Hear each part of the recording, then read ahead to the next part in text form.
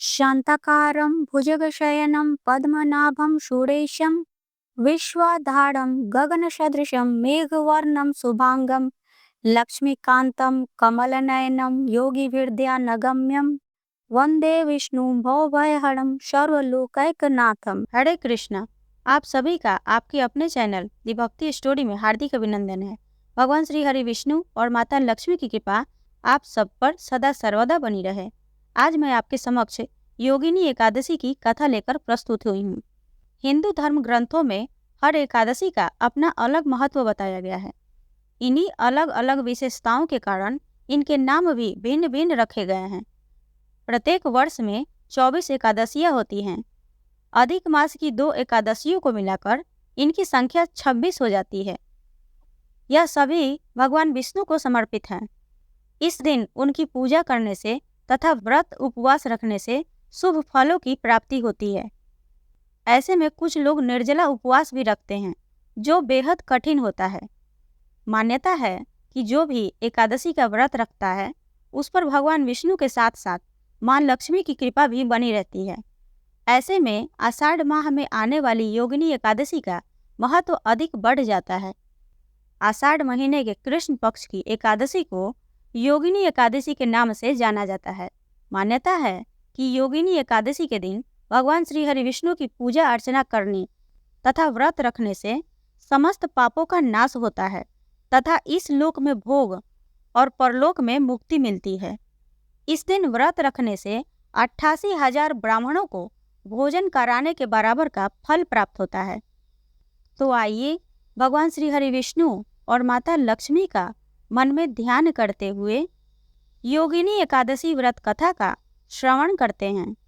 प्रेम से बोलिए लक्ष्मीपति की जय। योगिनी एकादशी व्रत कथा। महाभारत काल की बात है। एक बार धर्मराज युधिष्ठिर ने भगवान श्री कृष्ण से कहा, हे त्रिलोकीनाथ, मैंने ज्येष्ठ माह के शुक्ल पक्ष की निर्जला एकादशी की कथा सुनी है। अब आप कृपा करके आषाढ़ माह के कृष्ण पक्ष की एकादशी की कथा सुनाइए। इस एकादशी का नाम तथा महात्म्य क्या है, सो अब मुझे विस्तार पूर्वक बताइए। श्री कृष्ण ने कहा, हे पांडुपुत्र, आषाढ़ माह के कृष्ण पक्ष की एकादशी का नाम योगिनी एकादशी है। इसके व्रत से सभी पाप नष्ट हो जाते हैं। यह व्रत इस लोक में भोग तथा परलोक में मुक्ति देने वाला है। हे धर्मराज, यह एकादशी तीनों लोकों में प्रसिद्ध है। इसके व्रत से सभी पाप नष्ट हो जाते हैं। तुम्हें मैं पुराण में कही हुई कथा सुनाता हूँ, ध्यान पूर्वक श्रवण करो। कुबेर नाम का एक राजा अलकापुरी नाम की नगरी में राज्य करता था। वह शिव भक्त था। उसका हेममाली नामक एक यक्ष सेवक था, जो पूजा के लिए फूल लाया करता था। हेममाली का विशालाक्षी नाम की अति सुंदर स्त्री थी। एक दिन वह मान सरोवर से पुष्प लेकर आया, किंतु कामासक्त होने के कारण पुष्पों को रखकर अपने स्त्री के साथ रमण करने लगा। इस भोग विलास में दोपहर हो गई। हेममाली की राह देखते देखते जब राजा कुबेर को दोपहर हो गई, तो उसने क्रोधपूर्वक अपने सेवकों को आज्ञा दी कि तुम लोग जाकर पता लगाओ कि हेममाली अभी तक पुष्प लेकर क्यों नहीं आया। जब सेवकों ने उसका पता लगाया तो राजा के पास जाकर बताया, हे राजन, वह हेममाली अपनी स्त्री के साथ रमण कर रहा है। इस बात को सुनकर राजा कुबेर ने हेममाली को बुलाने की आज्ञा दी। डर से कांपता हुआ हेममाली राजा के सामने उपस्थित हुआ। उसे देखकर कुबेर को अत्यंत क्रोध आया और उसके होठ फरफराने लगे। राजा ने कहा, अरे अधम, तूने मेरे परम पूजनीय देवों के भी देव भगवान शिव जी का अपमान किया है। मैं तुझे श्राप देता हूँ कि तू स्त्री के वियोग में तड़पे और मृत्यु लोक में जाकर कोड़ी का जीवन व्यतीत करे। कुबेर के श्राप से वह तत्क्षण स्वर्ग से पृथ्वी पर आ गिरा और कोड़ी हो गया। उसकी स्त्री भी उससे बिछड़ गई। मृत्यु लोक में आकर उसने अनेक भयंकर कष्ट भोगे, किंतु शिव की कृपा से उसकी बुद्धि मलिन न हुई और उसे पूर्व जन्म की भी सुध रही। अनेक कष्टों को भोगता हुआ तथा अपने पूर्व जन्म के कुकर्मों को याद करता हुआ वह हिमालय पर्वत की तरफ चल पड़ा। चलते चलते वह मार्कंडेय ऋषि के आश्रम में जा पहुंचा। वह ऋषि अत्यंत वृद्ध तपस्वी थे। वह दूसरे ब्रह्म के समान प्रतीत हो रहे थे। और उनका वह आश्रम ब्रह्म की सभा के समान शोभा दे रहा था। ऋषि को देखकर हेममाली वहां गया और उन्हें प्रणाम करके उनके चरणों में गिर पड़ा। हेममाली को देखकर मार्कंडेय ऋषि ने कहा, तूने कौन से निकृष्ट कर्म किए हैं जिससे तू कोढ़ी हुआ है और भयानक कष्ट भोग रहा है। महर्षि की बात सुनकर हेममाली बोला, हे मुनिश्रेष्ठ, मैं राजा कुबेर का अनुचर था। मेरा नाम हेममाली है। मैं प्रतिदिन मानसरोवर से फूल लाकर शिव पूजा के समय कुबेर को दिया करता था। एक दिन पत्नी के साथ रमण के कारण मुझे समय का ज्ञान नहीं रहा और दोपहर तक पुष्प ना पहुंचा सका। तब उन्होंने मुझे श्राप दिया कि तू अपनी स्त्री का वियोग और मृत्यु लोक में जाकर कोढ़ी बनकर दुख भोगे। इस कारण मैं कोढ़ी हो गया हूँ तथा पृथ्वी पर आकर भयंकर कष्ट भोग रहा हूँ। कृपा करके आप कोई ऐसा उपाय बतलाइए जिससे मेरी मुक्ति हो। मार्कंडेय ऋषि ने कहा, हे हेममाली, तूने मेरे सम्मुख सत्य वचन कहे हैं, इसलिए मैं तेरे उद्धार के लिए एक व्रत बताता हूँ। यदि तू आषाढ़ माह के कृष्ण पक्ष की योगिनी नामक एकादशी का विधान पूर्वक व्रत करेगा तो तेरे सभी पाप नष्ट हो जाएंगे। महर्षि के वचन सुन हेममाली अति प्रसन्न हुआ और उनके वचनों के अनुसार योगिनी एकादशी का विधान पूर्वक व्रत करने लगा। इस व्रत के प्रभाव से वह अपने पुराने स्वरूप में आ गया और अपनी स्त्री के साथ सुखपूर्वक रहने लगा। भगवान श्री कृष्ण ने कहा, हे राजन, इस योगिनी एकादशी की कथा का फल 88,000 ब्राह्मणों को भोजन कराने के बराबर है। इसके व्रत से सभी पाप नष्ट हो जाते हैं और अंत में मोक्ष प्राप्त करके प्राणी स्वर्ग का अधिकारी बनता है। इस प्रकार योगिनी एकादशी की व्रत कथा पूर्ण हुई। प्रेम से बोले भगवान श्री हरि विष्णु की जय, माता लक्ष्मी की जय। और अब आप सुनेंगे एकादशी माता की कथा। एकादशी का व्रत एकादशी माता की कथा सुने बिना अधूरा माना जाता है, इसलिए पूरे श्रद्धा भाव के साथ एकादशी माता की कथा भी जरूर सुननी चाहिए। एकादशी माता की कथा के अनुसार मुर नाम का एक दैत्य था। रावण और कंस की तरह वह भी बड़ा आतंक मचाता था। स्वर्ग में देवों सहित सभी को पीड़ा देता था। सब लोग उससे रक्षा मांगकर श्रीमन नारायण के शरण में गए। भगवान ने कहा, मैं उसे संभालता हूँ, चिंता मत करो। भगवान मुर के साथ युद्ध करने लगे, लेकिन अपनी सारी शारीरिक शक्ति लगाकर भी भगवान कुछ नहीं कर सके। भगवान को युद्ध के मैदान से पलायन करना पड़ा। वे हिमालय की एक गुफा में छिप गए। मुर भी उनका पीछा करते हुए वहां पहुंच गया। भगवान ने ध्यान करना शुरू किया और उनके मन से एक शक्ति उत्पन्न की, उनकी मानसिक शक्ति। इस शक्ति ने बाहर आकर मुर को अपनी तलवार से मार डाला। हम जानते हैं कि शरीर में 10 इंद्रियां हैं, 5 ज्ञानेंद्रिय और 5 कर्मेंद्रिय। 11वीं इंद्रिया है मन। संस्कृत में एकादशी का अर्थ है 11।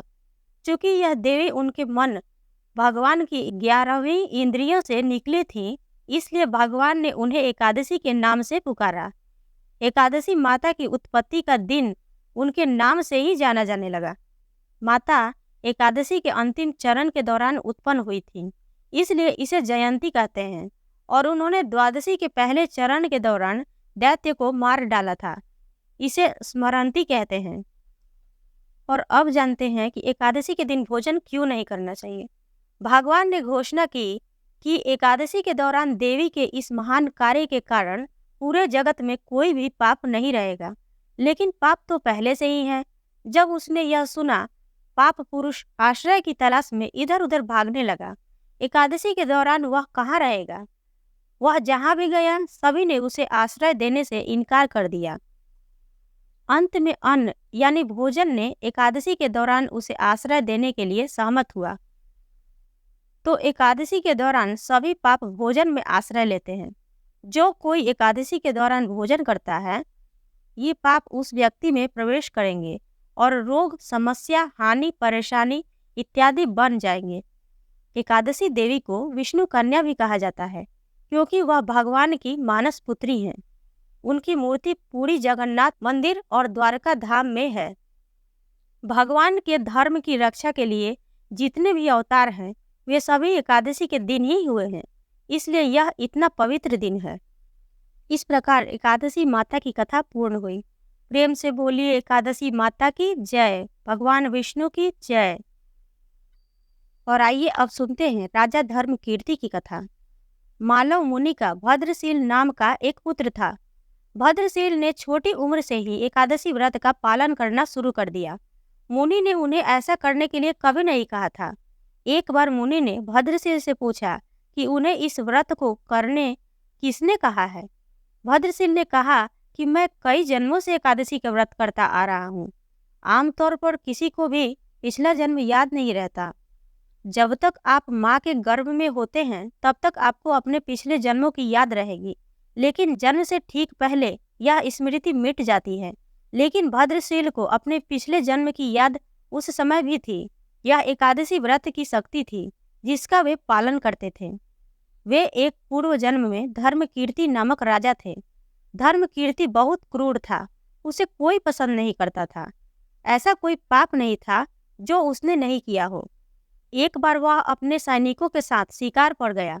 उसने एक हिरण को देखा और अपने सैनिकों को उस हिरण को चारों ओर से घेरने के लिए कहा। राजा ने कहा कि जो भी हिरण को भागने देगा उसका पूरा परिवार मार डाला जाएगा। हिरण ने यह सुना और सोचा, बेचारे सैनिक, मैं उनमें से किसी को कुछ भी होने नहीं दूंगा। हिरण राजा के पास से निकल भागा। राजा ने हिरण का पीछा किया। सूर्यास्त होते राजा एक घने जंगल के अंदर फंस गया। हिरण कहीं दिखाई नहीं दे रहा था। राजा ने एक पेड़ के नीचे रात बिताई। उसने दिन भर में कुछ भी नहीं खाया था। उसे चारों ओर खतरनाक जानवरों के गुर्राने की आवाज सुनाई दे रही थी। वह रात भर सो नहीं सका। राजा ने डर से श्री हरि परमात्मा से प्रार्थना करना शुरू कर दिया। फिर सुबह होते ही उसकी मृत्यु हो गई। यमदूत आए और उसे यमराज के पास ले गए। यमराज ने पूछा, तुम लोग इन्हें यहाँ क्यों लाए हो? इनका स्थान वैकुंठ में भगवान महाविष्णु के बगल में है। लेकिन राजन, यह तो महापापी है। नहीं, वह सब चला गया। ये अब पवित्र है। जिस दिन उनकी मृत्यु हुई वह एकादशी का दिन था। उन्होंने दिन भर उपवास किया और रात में जागते हुए श्री हरि का स्मरण किया। उनके सारे पाप दूर हो गए, वे पवित्र हो गए। यमराज ने स्वयं एक स्वर्ण रथ बुलाया और राजा को वैकुंठ भेज दिया। जब लोगों को इस बारे में पृथ्वी पर पता चला तो वे सभी एकादशी का पालन करने के लिए और अधिक उत्साहित हो गए। इस प्रकार एकादशी की कथा पूर्ण हुई। और अब आप सुनेंगे भगवान श्री हरि विष्णु की आरती। ओम जय जगदीश हरे, स्वामी जय जगदीश हरे। भक्त जनों के संकट, दास जनों के संकट क्षण में दूर करे। ओम जय जगदीश हरे। जो ध्यावे फल पावे, दुख बिन से मन का। स्वामी दुख बिन से मन का, सुख संपत्ति घड़ आवे। सुख संपत्ति घड़ आवे, कष्ट मिटे तन का। ओम जय जगदीश हरे। मात पिता तुम मेरे, शरण गहूँ मैं किसकी। स्वामी शरण गहूँ मैं किसकी। तुम बिन और न दूजा, प्रभु बिन और न दूजा। आस करूँ मैं जिसकी। ओम जय जगदीश हरे। तुम पूर्ण परमात्मा, तुम अंतर्यामी। स्वामी तुम अंतर्यामी। पार ब्रह्म परमेश्वर, पार ब्रह्म परमेश्वर। तुम सबके स्वामी। ओम जय जगदीश हरे। तुम करुणा के सागर, तुम पालन करता। स्वामी तुम पालन करता। मैं मूर्ख खल कामी, मैं सेवक तुम स्वामी। कृपा करो भरता। ओम जय जगदीश हरे। तुम हो एक अगोचर, सबके प्राणपति। स्वामी सबके प्राणपति। किस विधि मिलो दया मैं, किस विधि मिलो दया मैं। तुमको मैं कुमति। ओम जय जगदीश हरि। दीन बंधु दुख हरता तुम ठाकुर मेरे। स्वामी तुम ठाकुर मेरे। करुणा हस्त बढ़ाओ, करुणा हस्त बढ़ाओ, द्वार पर तेरे। ओम जय जगदीश हरि। विषय विकार मिटाओ, पाप हरो देवा। स्वामी पाप हरो देवा। श्रद्धा भक्ति बढ़ाओ, श्रद्धा भक्ति बढ़ाओ, संतन की सेवा। ओम जय जगदीश हरि। ओम जय जगदीश हरे। स्वामी जय जगदीश हरे। भक्त जनों के संकट, दास जनों के संकट, क्षण में दूर करे। ओम जय जगदीश हरि। प्रेम से बोलिए भगवान श्री हरि विष्णु की जय। माता लक्ष्मी की जय। एकादशी माता की जय। सर्व देवी देवता की जय।